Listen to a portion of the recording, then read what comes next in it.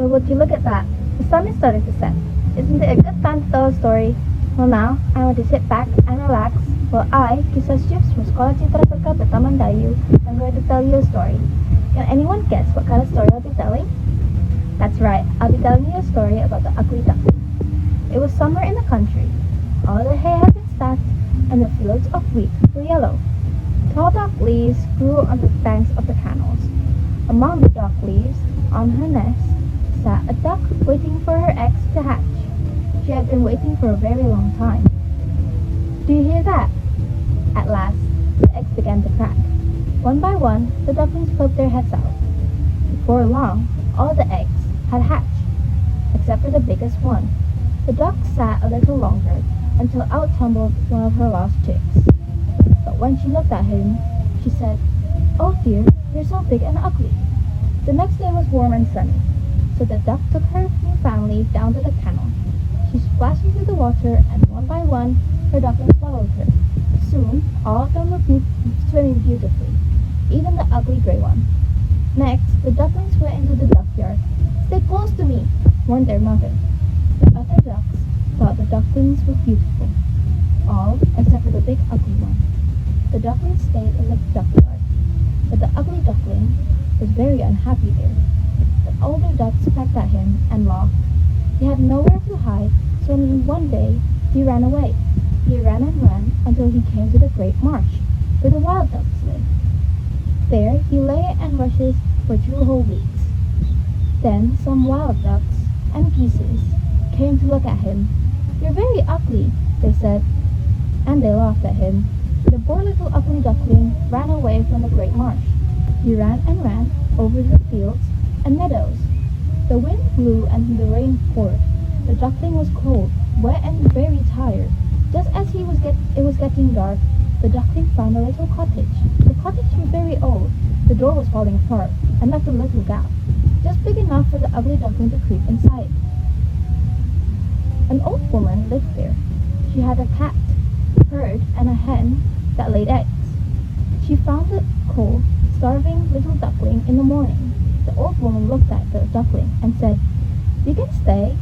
Now we shall have a duck eggs too." So the duckling stayed, but he didn't lay eggs.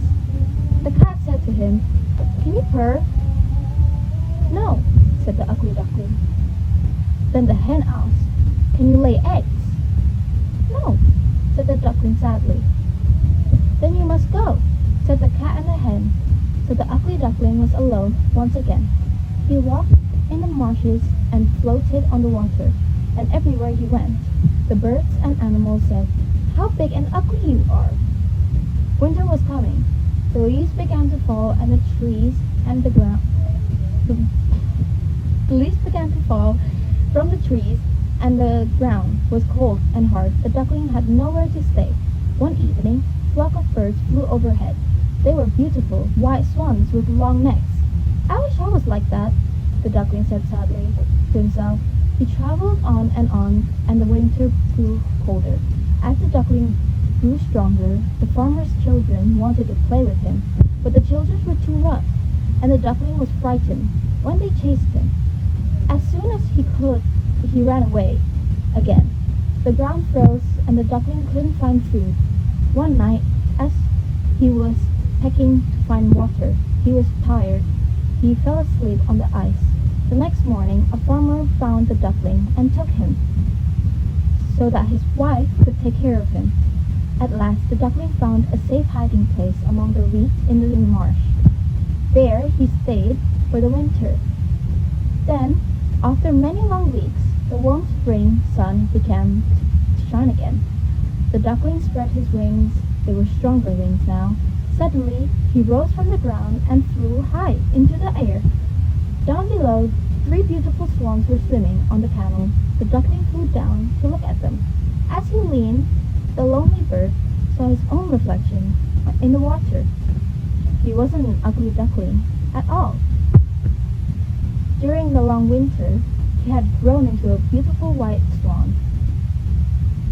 The other swans looked at him and admired his grace and beauty. "Come with us," they said. And he did. For this story we can learn not to judge a book by its cover. This phrase forms the essence of this beautiful short story.